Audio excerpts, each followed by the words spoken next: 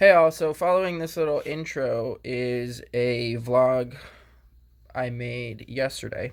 And then I was kind of second guessing myself if I should actually post it because there's some things I got wrong. For example, I failed to clarify that 1 byte equals 1 Satoshi as far as the fee for the information to be transmitted on the Bitcoin Cash blockchain. So I kind of skipped over that. I got the name of the river wrong in Russia at the end of the video, where I call it the Donetsk River, but it's actually the Dnieper River. And then it seemed really long-winded, and I just wanted to make an announcement for Cash Tokens, so that's why I ended up making that short video to just drive a little bit more attention to the fact that Cash Tokens got locked in as the as a chip for future upgrade for Bitcoin Cash for May 15th of next year, which is as historic as anything that's happened in Bitcoin since the Genesis. So that's my perspective, and I'll state it as a fact. And if anyone can dispute that or whatever, people can have other opinions. But the main reason why this morning, the following morning of November 16th, I've decided that I'm definitely going to post this vlog from yesterday, is because my concerns about the attack vector against Bitcoin Cash that I voiced in the last video basically materialized in between that video and this video in the Bitcoin Cash community, where the smart Bitcoin, the smart BCH, which is not Bitcoin Cash, which is an Ethereum clone, is that attack vector basically to split the community. It was just basically revived by the CEO of that company coming into the Bitcoin Cash chat and continuing the attack vector, essentially. And there's different perspectives on that. Some people think CoinFlex is that they're acting in with positive motivations, intents towards Bitcoin Cash, because that's what they say. So if you take them at their word, then they're great, and Roger Ver is terrible for Bitcoin Cash. But if you look at the facts of what has resulted from CoinFlex and what has resulted from Roger Ver in relation to Bitcoin Cash, it's black and white. There's no comparison. There's no gray zone. And similarly, my secondary concern in relation to the conference and resulting to the Crown agents has further kind of exposed itself, as in between the last video and this video, where the primary Crown agent, I guess I'll just name Fiendish.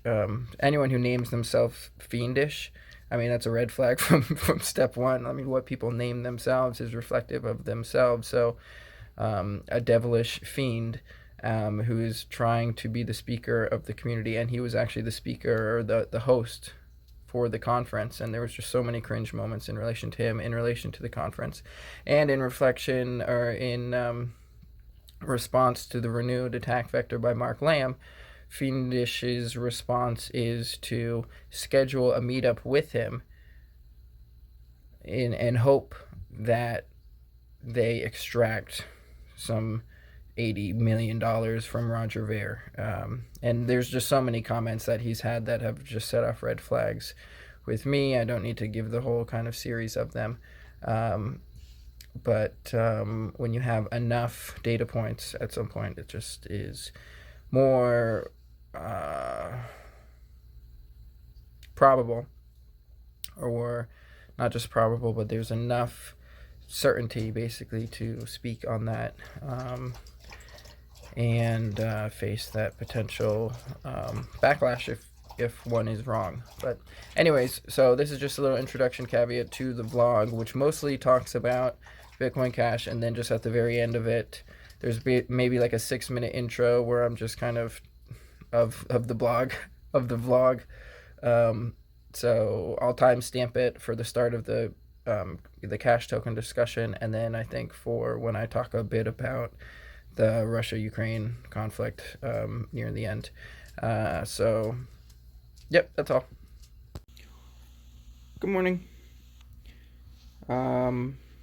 This is the first video of what I would call the winter season, where instead of focusing on projects and doing things externally, the focus is more on ideology and more inwardly focused, I suppose. So I don't really have a plan on what I'm going to talk about, but the themes that I tend to talk about are individual empowerment and orientation relative to the macro environment. On the first front, other than being sovereign and disintermediating authority figures between oneself and nature, essentially, there is the focus of having direct control of one's own values, of one's own not only ideological values, but one's monetary values, which one can use to transact with all others. Surely we can transact via ideas and ideology, but in order to trade in the free market, we require currency or money. And the best form of currency that I'm aware of is Bitcoin Cash. The best form of money, so the currency being what you use to transact the value, and money being what you use to store the value. So I see precious metals and primarily gold, primarily gold as the best form of storing value because it's elementally stable for eternity and is valuable for a variety of uses, and it's illustrious.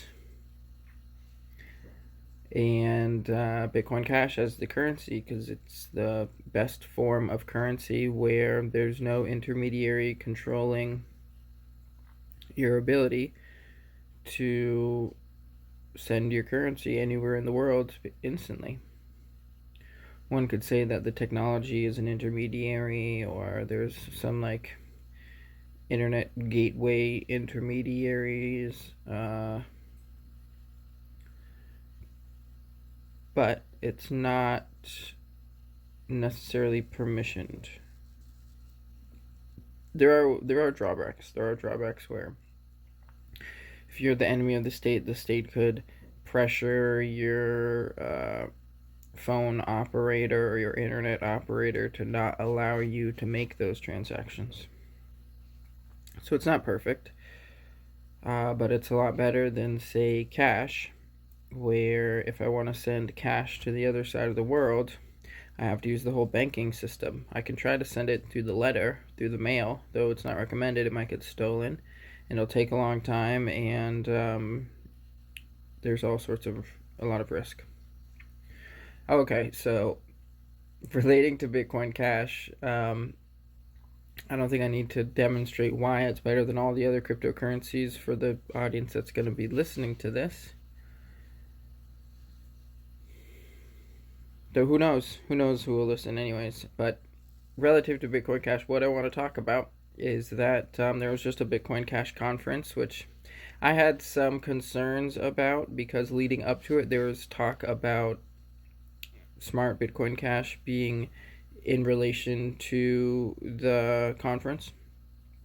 And Smart Bitcoin Cash is not a smarter version of Bitcoin Cash. It is the not Bitcoin Cash version of Bitcoin Cash. It's the imitation fraud that's actually a Ethereum form of crypto, which is just masquerading as Bitcoin Cash. And it was a fraud and a scam, and it already blew up, but there were still some people, and there are still some people, I think, though few and far between at this point, who are still promoting it.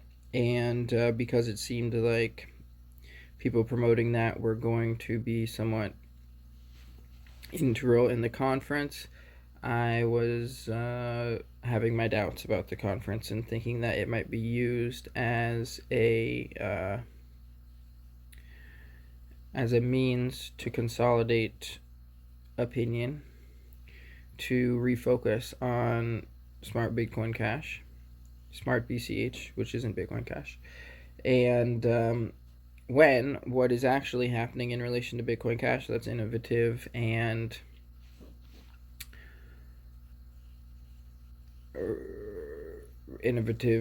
great, exciting, is cash tokens on Bitcoin Cash. So there have been different implementations of tokens on Bitcoin Cash, and Bitcoin originally allows these tokens and contracts essentially to work, but it hasn't really been done quite properly yet. So there's SLP tokens on Bitcoin Cash, and then Simple Ledger Protocol, which it's not really on chain. It's kind of it had all sorts of drawbacks. It wasn't executed properly, and it wasn't really ideologically correct in how it's meant to be in alignment with Bitcoin Cash being on chain and permissionless, and UTXO, which is the unspent transaction output, which is basically the kind of the format of Bitcoin in a way, of which Bitcoin Cash is one of the forks of the original Bitcoin. Just like Bitcoin Core, BTC is also one of the forks of the original Bitcoin. Just like Bitcoin SV and eCash and Bitcoin Gold, there's many different forks of the original Bitcoin.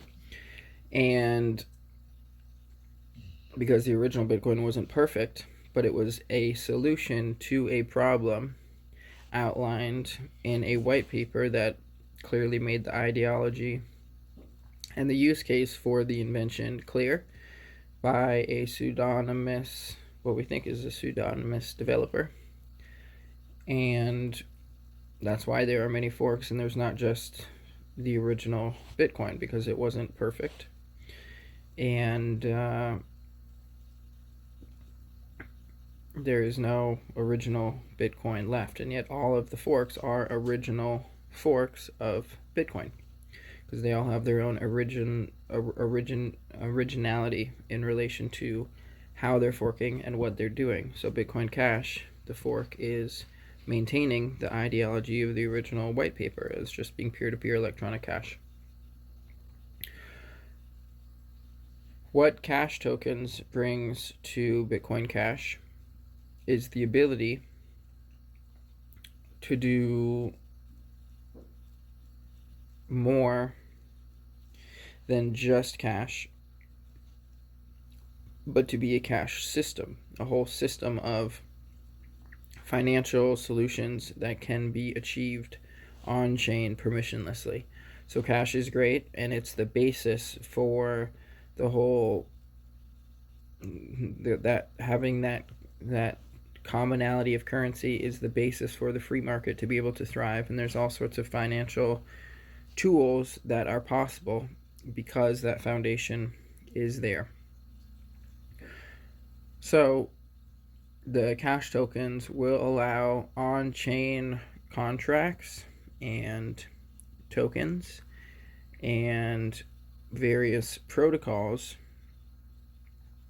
of which the one which I'm most excited about and I am innovating and representing is the Allodium token protocol, which is a protocol which relates to the generation of the tokens. So how the inflation, so every currency needs a form of inflation. Even if they just create tokens in the first place and there's no more additional tokens, that original creation is the original inflation of those tokens. But if you have a static number of tokens in a growing economy, you will have an increasing valuation and scarcity of those tokens over time. So unless they're infinitely divisible, then there will be inherent problems at some point along that growth curve in relation to those tokens. So every currency system thus far has been, that I'm aware of, has been inflationary. There's times of deflation in some of them, like if gold is the backing of the currency, a deflationary event would be the destruction of a lot of the currency. Just like a deflationary event of the human population was the Black Plague, or I think when the Mongols did a lot of slaughtering. I think those are the two events in recorded human history where there have been declines in global human population, deflationary events relative to the human population. We may be on the cusp of one now. There's been steady inflation of the human population, and it's very possible that there will be a deflationary phase as a result of unstable growth dynamics. So the Allodium protocol has dynamics of inflation which are meant to incentivize the success of the cooperative of people who are utilizing that protocol. And the three basic ways which they're inflated is that every member generates one token every day, an appreciation token, because each member is appreciated for being part of the cooperative every day, and that appreciation is reflected as a token, and the tokens are indivisible, a singular token. In the cash token system, the tokens will be able, the appreciation tokens will be able to be broken apart into units of Bitcoin Cash, Satoshis. However, the appreciation tokens themselves will be indivisible, so you won't get a 0.1 of an appreciation token. They'll just be integers, so single numbers. And if you want to get more divisible by that, you will break down an appreciation token into its constituent Satoshis, or bits. So there's 100 million Satoshis per Bitcoin Cash, and a bit is a naming protocol for 100 Satoshis. Kind of like there's 100 cents in a dollar, there's 100 Satoshis in a bit. And a Bitcoin is a million bits. So 100 million Satoshis in a Bitcoin, and a million bits in a Bitcoin, because there's 100 Satoshis in every bit. So the way that cash tokens works is that, so each transaction on the Bitcoin Cash network is a matter of bytes. So there's information that's being transmitted, and that information is in binary, and they're in bytes of how much binary code is there. And information is being transmitted. So a standard Bitcoin Cash transaction has a number of bytes that it takes. And in order to make that transaction, you pay the network of miners, which then facilitates the transaction and encrypts it in a way so that it's secure, and then it communicates all of that so that it forms a consensus amidst a decentralized network of miners, so that there is a blockchain ledger of transactions that exists in consensus, and no one can cheat the system. So in order to make a basic transaction, it's on the order of 3 digits of bytes. And I don't know the exact term, I'm not really a developer, but I mean number, but I think it's around 100, between 100 and 200 bytes to make a basic transaction. I think it could be less, but I think that's right in the area of what it takes. So a cash token makes this, I'm pretty sure it requires the same amount of bytes relatively to make a transaction. And instead of using Satoshis, I'm actually going to use the term bits, because bits are easier. So it takes between 1 and 2 bits to make a transaction. And a cash token takes about the same.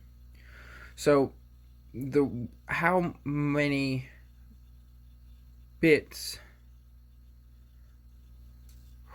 this is getting a bit complicated. So as I'm speaking, I'm discovering my own blind spots in my understanding, but the idea is also to share my understanding so that there could be greater understanding of how this whole thing works. Because what I'm getting to at this point is that cash tokens, along with other upgrades to the Bitcoin Cash protocol, they are locked in today. November, is it the 15th? I think it's the 15th. Hold on, let me check this real quick. So, damn it. Yeah, today's the 15th. So today's the lock-in day for the Bitcoin Cash protocol upgrade. So Bitcoin Cash is the only Bitcoin network that has formulated a way, it's stayed decentralized, and it's formulated a way to upgrade its protocol in a consensus mechanism process protocol called the chip protocol. It's the Bitcoin Cash implementation protocol. I don't know exactly what it stands for, but that's what it is. It's to upgrade the protocol and to do it in a decentralized way, and it's all open source and anyone can contribute. So today is the lock-in date for the next upgrade for Bitcoin Cash. So the next upgrade happens in 6 months, May 15th. It's November 15th. And then there's a 6-month cycle. So the new innovations, they have 6 months to be innovated. And then the next 6 months is the effort to basically reach consensus so that when it's implemented in May, everyone's on the same page. And it's proven to be a stable method of upgrading. Bitcoin Cash is the only one that has this of the various forks of Bitcoin. So there's 4 chip upgrades that look like they're going to be upgraded, and the chip, cash token chip, is the most transformative and innovative of them. So one aspect I have to get to that I learned very recently is that in order to have a token, it has to be valued by a certain amount of Satoshis or bits. And the amount of Bitcoin that backs each cash token is on the order of around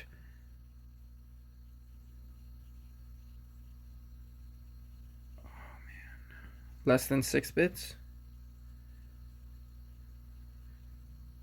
Between 2 and 6 bits.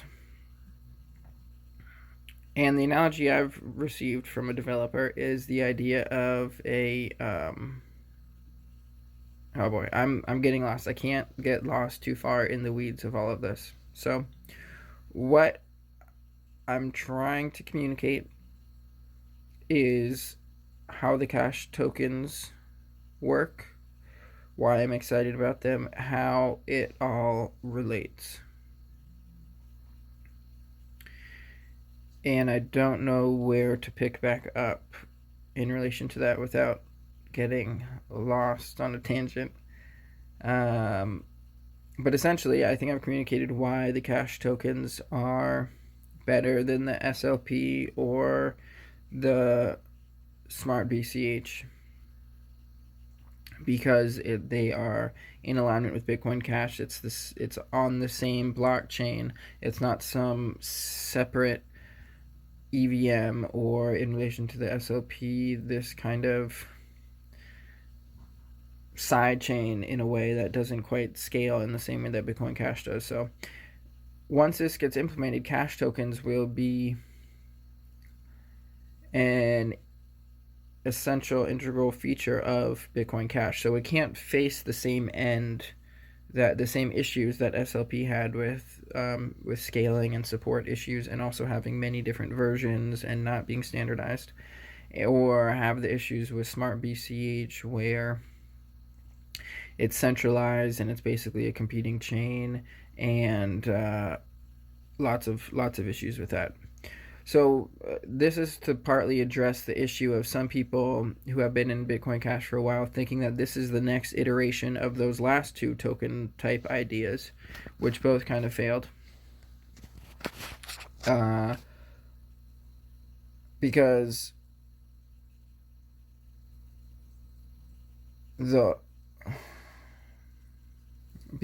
it's on chain, just like the transactions of Bitcoin Cash are on chain. It's hard to explain the fundamentals of it because I don't fully understand, but I'm doing my best to explain. So if you're listening to this, then I guess you care about this, and hopefully I'm helping you understand and reflecting where my lack of understanding is. So what I hope to be able to do once the Cash Tokens upgrade is implemented, and maybe I might even be able to experiment it with it in the next 6 months, but I would like to be able to put the Allodium protocol on to be hosted on the Bitcoin Cash protocol, so that Bitcoin Cash is like the utility layer which allows other protocols like the Allodium protocol to function, and to have its security layer, and to have the decentralization layer. Because currently the Allodium protocol is centralized, and I am the point of failure because I'm the facilitator of that protocol. I'm the originator and the facilitator of it. So while every member of Allodium generates at least one appreciation token every day, they only get those appreciation tokens because I facilitate that process. But the goal is to have this protocol be facilitated without me, so that it's truly decentralized. So to take myself out of the equation, if the protocol can still work, just like Satoshi removed himself from the Bitcoin protocol and the protocol still thrived, that's the demonstration of success of that protocol, because it's not centralized and dependent upon its originator. You might be able to hear the chicken. They have something to add into that.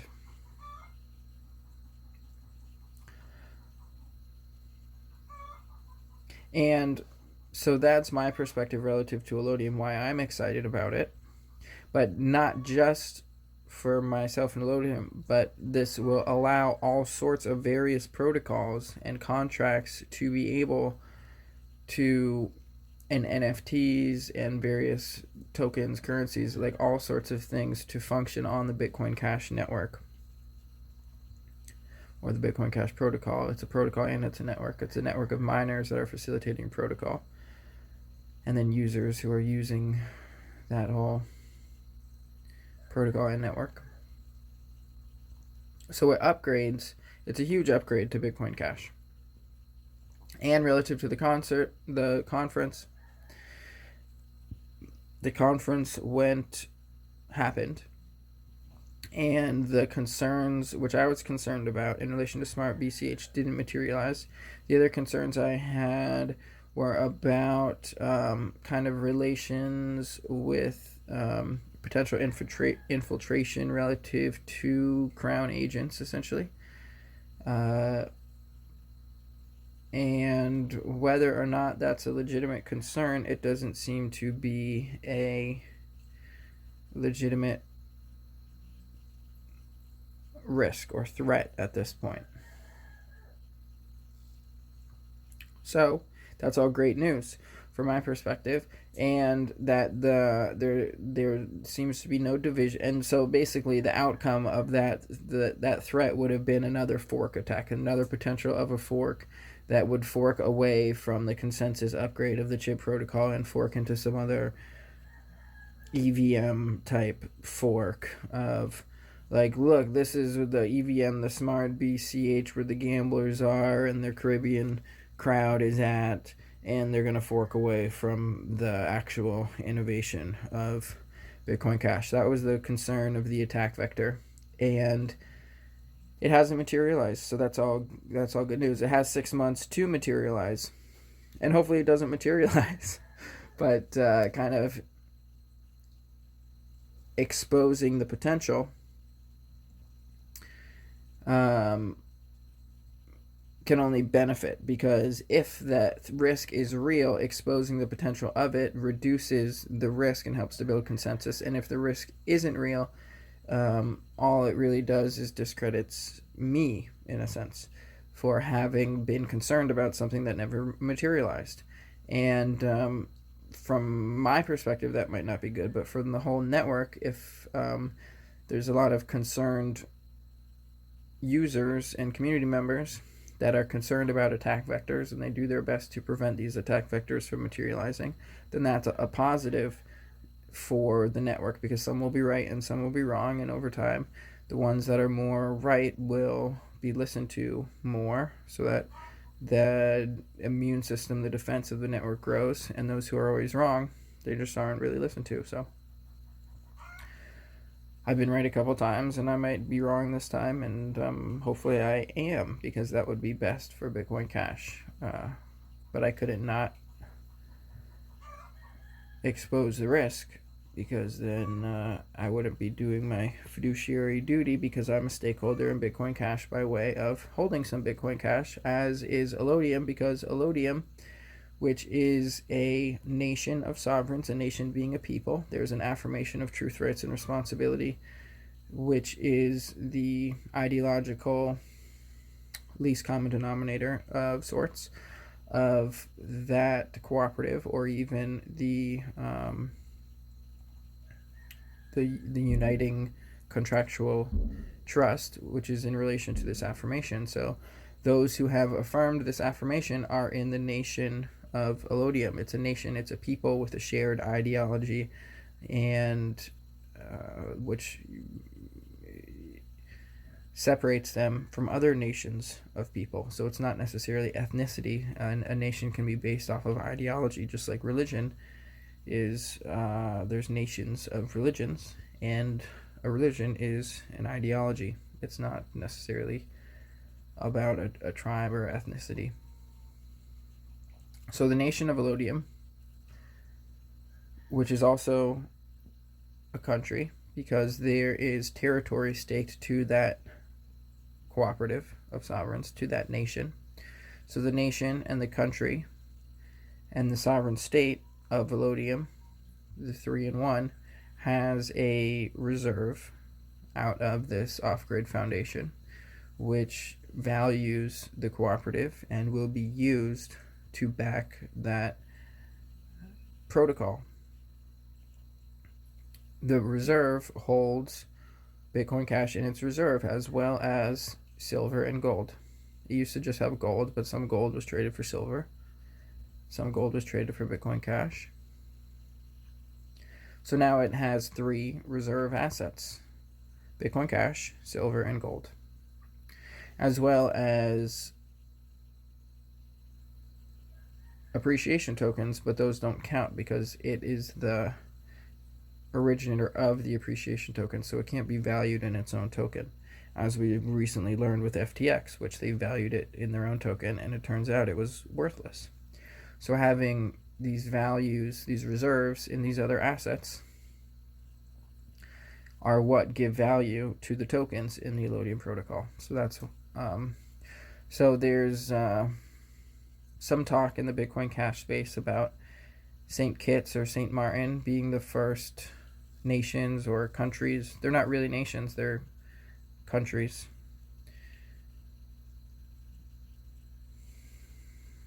Because they're associated with other nations. But they're countries, the island countries, which I won't get into that. Maybe the first to adapt Bitcoin Cash, and there have been other island. There's a Dominica which has adapted Tron, and then there's El Salvador and I think Congo or something that have adopted Bitcoin Core. So various countries adopting various cryptos as their legal tender and currency. So Allodium has already adopted Bitcoin Cash as its reserve, and we don't have a, well, I guess the Allodium token, or the appreciation token is the legal tender. But you can use whatever you want for transactions, and there's no taxes. So the idea of a legal tender is kind of silly in that sense, because it's all in just relation to what will the government accept for taxes. So Allodium doesn't have a government and doesn't accept taxes. It gives out tokens. And the tokens it gives out are currently backed due to the reserve by gold, silver, and Bitcoin Cash. But if the Allodium protocol can be facilitated and hosted on the Bitcoin Cash network, then the appreciation tokens themselves will be backed by Bitcoin Cash. So this is it's a fundamental difference. So you will be able to break down one appreciation token and extract out of it bits of Bitcoin Cash or Satoshis of Bitcoin Cash. So Satoshis make sense to use as a word to reference the value system for developers, but bits, it makes more sense for the average person to talk about. Just like you could talk about all the valuations in terms of cents, like this coffee costs 537 cents if you get it from Starbucks, but it only costs 185 cents if you get it from the gas station. But it makes more sense to talk about in terms of dollars, because even cents can be used in different forms. So what makes sense in the monetary sense or the ideological sense? So you see how these words, ideology must make sense and dollars must make sense to be divisible into cents.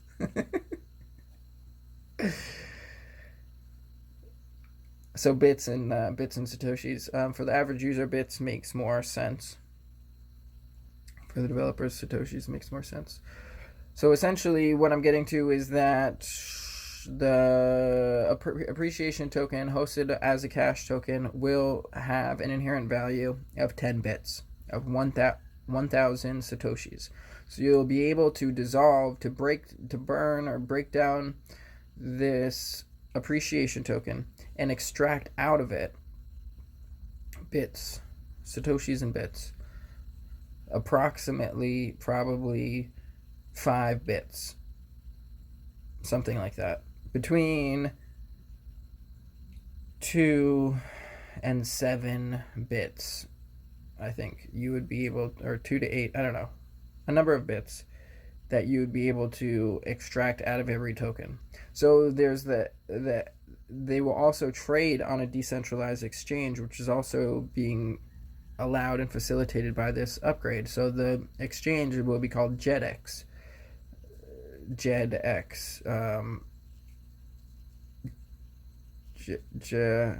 Joint Execution Decentralized Exchange. And so appreciation tokens will, assuming it all works out and they're launched on the Bitcoin Cash network, they will trade on this JEDX exchange. So they will have a valuation of 10 bits. There will be a standing order backed by the Allodium Reserve that you can sell every appreciation token you want for 10 bits. And every member of the cooperative will generate 1 appreciation token every day at minimum.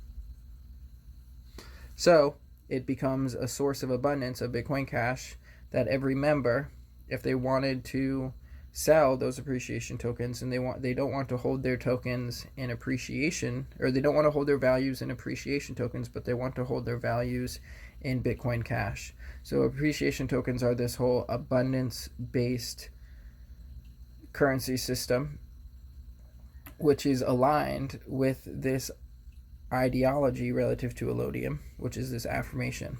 So it's an ideological and abundant-based token of appreciation. Did I say abundance in there? Whereas Bitcoin Cash is more of an objective form of value, and yet it is also relative to the other forms of value.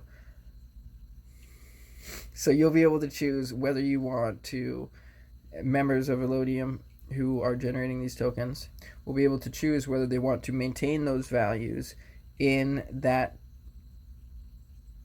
Allodium protocol, or if they want to convert that into Bitcoin Cash values. And so it's somewhat of a social experiment, because there's also the potential with the Allodium Appreciation tokens is that you can reinvest them. You can reinvest 1,000 tokens into an OG cred, which then generates an additional 10 tokens every week, which means that in 100 weeks, it's an investment that will reach a return in 100 weeks, and then going on into the future, it will continue to generate that return. So it's just under a 2-year investment into that, into Allodium. And so those who choose to reinvest in Allodium will over time, they'll generate more momentum in this abundance-based value system.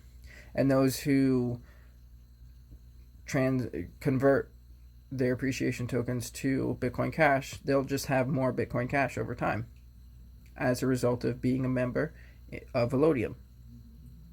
So what I was also trying to get to is so that you could sell your appreciation token for 10 bits of Bitcoin Cash, or you could break it apart, basically burn the token and extract the Bitcoin Cash out of it. But you will get more Bitcoin Cash by selling the token and keeping it intact than you would by burning it. But both are a potential, because they will be inherently valuable, so that anyone can just burn what they have, or they can sell them, not destroy the appreciation token, and they'll get more out of it by transacting the appreciation token than just destroying it. So there's a lot for me to learn and to figure out, and to how to get this protocol, the Allodium protocol, onto the Bitcoin Cash protocol by way of this new innovation of the Cash token chip, and then figuring out the JetX decentralized exchange to trade them. And basically it's marrying the Allodium value system, which is an ideology of a consensus-based ideology, truth, rights, and responsibility, sovereign right, and as well as its protocol of abundance. It's marrying that to Bitcoin Cash, which is an objective protocol based off of consensus and decentralization and security disintermediation.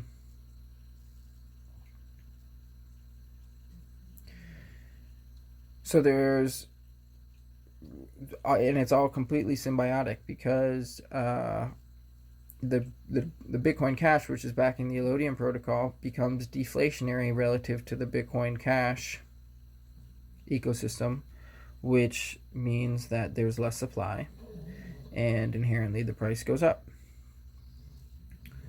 Unless demand is also going down, because other people who are having Bitcoin Cash are turning them into tokens. But regardless, it's the development of the ecosystem, and every transaction. Oh, we'll get it. This is also important. So to send an Allodium appreciation token, which is as a cash token, it takes somewhere on the order of 1.5 bits, or like 150 satoshis. So very similar to just a Bitcoin Cash transaction. All the transactions that happen on the Allodium protocol will be transactions on the Bitcoin Cash network. So it's all symbiotic in that sense.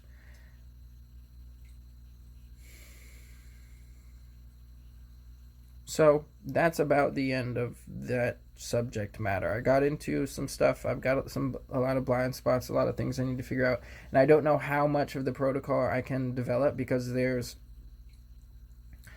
other aspects of the protocol relative to kind of like voting, and so the OG Cred stakeholders have authority, in a sense, in that protocol system. So not only do they generate more tokens,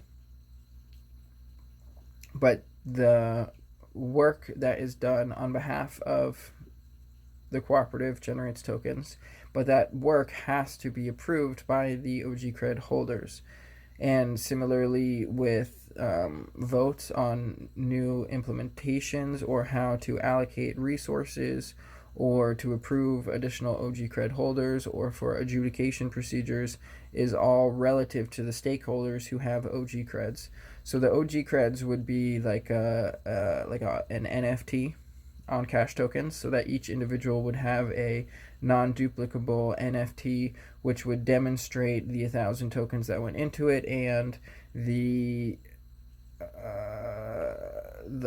approval or authority of who supported that OG cred coming into existence. So for example, and there's a limit on how many OG creds every person can have, so it's not just like an endless Ponzi scheme. There's a limit of 168 OG creds that any individual can have. And so currently, if someone were to convert 1,000 appreciation tokens into an OG cred, it would have to have the approval of something on the order of 90 current OG creds.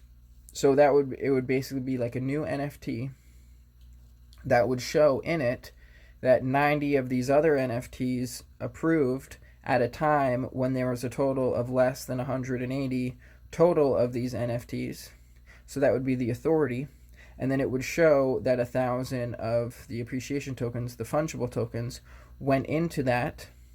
And the combination of the 1,000 appreciation tokens with the majority approval of the current stakeholders would then generate a new OG cred as an NFT, which would then have the same weight as the other OG cred NFTs, but each one would be unique as relating to its owner and relating to those who approved of it at its time of generation. So I don't know if I can get all of that facilitated on the protocol yet. I don't even know, because I'm not a developer, and I'm hoping that I can find at least one developer who's excited about this project and who wants to help work to develop it, and that work that they put in to develop the Allodium protocol into Bitcoin Cash, every hour of that work will generate appreciation tokens as well. So they'll end up with a larger stake and be a bigger stakeholder in the network by way of the work that they put in, which is just how all the other stakeholders have become stakeholders, is by putting work into the physical foundation as opposed to the software development and technological coding development aspect of it. But it's all developing Allodium. It's people's time going into developing it. Okay, so that's all about Bitcoin Cash. I want to touch really briefly about the conflict, the war, the special military operation, whatever you want to call it, in Russia, Ukraine. Last time I talked about it, as far as I remember, it seemed like Russia had basically just liberated, in the sense of these breakaway regions from Ukraine, Lugansk and Donetsk. They were at war with Ukraine since 2014, and so part of them remained free of their own autonomy, and part of them were under the control of Ukraine, and Ukraine was at war against the free autonomous parts in order to incorporate them by force back into Ukraine when the people had declared their independence in 2014 as a result of the coup that ousted their democratically elected president and installed a foreign puppet. So I think the last video I made about this, Lugansk basically was just about to get completely liberated, and then the idea, or the sentiment, my sentiment, was that next they would be focusing on Donetsk, and that in a matter of weeks or maybe a month or a couple months they would liberate Donetsk.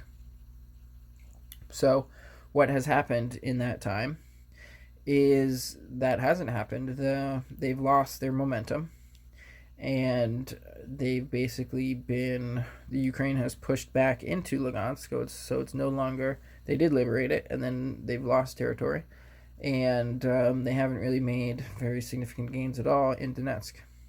And they've been pushed back in these other regions which weren't central to the original mandate of the objectives of the operation. And there have been escalations, continual escalations, as I kind of have expected that they'll continue to escalate, but not push so far as going nuclear on both sides. And it's basically a active military training ground where the lives of Ukrainians and some Russians are the sacrifice for these competing military-industrial complexes to sharpen their teeth against each other in what would be called modern warfare, except it's holds barred modern warfare, kind of like the UFC. It's not real fighting, it's fighting with rules, because if you didn't have the rules, there would be death involved and maiming. And not that there's not in the warfare, but if you took out the rules, it would be like, they're not really fighting to win. Well, I don't know, it's really confused. They're fighting to not lose. One side's fighting to win, the other side's fighting to not lose. But they can't go no holds barred, because then they might lose, and nuclear destruction and all sorts of stuff. Anyways, what insight do I have to offer this? Well, so in my video months back, where I deal with a map of Ukraine with different colors, I don't know, that just said something, where I was saying that basically the Donetsk River is the natural barrier between this east and west, and even though Russia had pushed to the west of it, they've pulled back to the river, which is what is just kind of natural strategic barrier, the river. So it seems most likely, so the battlefront has just moved to the east of the river, and most likely Russia's intent and ambition is unclear, but if they don't push up to the river all the way north, all the way from the south, from the Black Sea all the way up to Belarus, then they're going to have this active front constantly. Whereas if they push up to the river, and the river is the barrier, they blow the bridges, and the river is the new water, not the Iron Curtain, but the aqueous barrier between each side, and then they can just surveil the river for crossings and have artillery duels, but it's not necessarily an active conflict. So that's probably the most likely and de-escalatory situation. So that would be in Russia's favor to do that. And for the same reason, you'll see the Western powers do everything they can to prevent that, because they don't want to have the situation resolved. They want a war of attrition. So they'll just fight for all that other territory. And it's unclear if Russia really has the will or intent to take all of that territory, essentially, because there's a lot of territory left on the east side of the Donetsk River, all the way up to a huge area. And so one of the escalations was the bridge bombing. I think the last time I made a video, it was right after the gas pipeline had gotten blown up, and then I don't know, Russia did a bunch of strikes or something, and then after the bridge bombing, they bombed Russia's bridge to Crimea. And so Russia has been active about basically taking out all of the power infrastructure, or a majority of the power infrastructure, while leaving a certain lifeline of high voltage power that connects Ukraine to Europe still. These 750 kilovolt things, as opposed to they're striking the 331. So it's like they're showing that, yeah, we can take all this out, and if you push us far enough, we'll totally destroy the electricity, but we don't want to totally destroy it yet for some reason, because it's this whole rules barred, very limited warfare. because they don't want unlimited warfare because the weapons are just too destructive. And there's other means of this competition as far as economic and everything. And whereas Russia was really benefiting economically in the beginning, and China was almost playing a role of like benefiting by the other two sides fighting, which they're trying to maintain that position. But if they don't, everyone's acting in their own interest, basically, except for Europe, who's acting in the interests of the Western Empire, and they're paying a very high price for it. But anyways, so what's unclear, so now the West is saying they want well, they're talking about diplomacy, but they don't really want diplomacy. They just don't want the Russians to take the initiative again in the military sense, because they have some informational superiority. The West does. But if Russia pushes a full-scale kind of invasion of the whole east side of the Donetsk River with a large enough force dedicated, that information superiority of the Western powers becomes less important. Whereas if there's just like these small offensives, they can have informational advantage and then use certain weapons and continue to blunt these small advances. But if they have a full-scale advance on the whole eastern side of the Donetsk, that having the information of that and the specifics of that isn't really that beneficial, because you're just going to have basically like a line of hundreds of thousands of people marching from east to west, and every area where there's resistance will just end up getting surrounded and overwhelmed. And in a way, that's probably what's most likely to achieve the least escalatory outcome, is probably that. And it's almost like a compromise. Like, Ukraine won't be landlocked, they'll still have their access to the Black Sea, and then Russia will have its security barrier that it wants, and then they'll just have to worry about Finland, which snuck up on them and got onto their front in the middle of this whole thing. And now Finland is talking about hosting missiles, which is a guarantee to be drawn into the conflict. Poland is already really basically in the conflict. There's all of these foreign mercenaries involved. It's like, it's been a world war essentially since that Moscow ship got blown up, like I made a video about many months ago, and yet it's a very limited world war, and it continues to escalate step by step. But if there is a feasible way out, a solution, which is basically just redraw the map along the Donetsk River, and then you have eastern and western Ukraine, you have a Russian-leaning Ukraine, and you have a Europe-leaning Ukraine, and they both get their security buffer in a sense, and that's probably the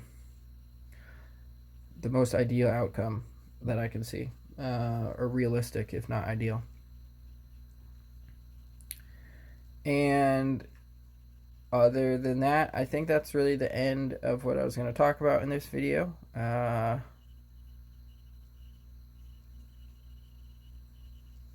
Yeah, I can just say really locally, I've finished the build season, and just kind of hunkering down for the winter, which is what I really enjoy doing after the build season, when I've kind of exhausted myself through that whole season.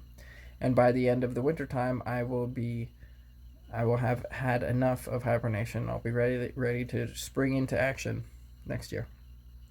Finally, the macroeconomic situation might just posit a few words. You've got all these rate hikes, and then I don't know if I need to say anything about the whole FTX thing that happened, but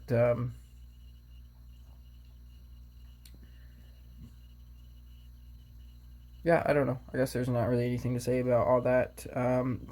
So that's the end of the video, and thanks for listening for whoever has paid attention this long, and hope you all have a great life until the next video. That's all.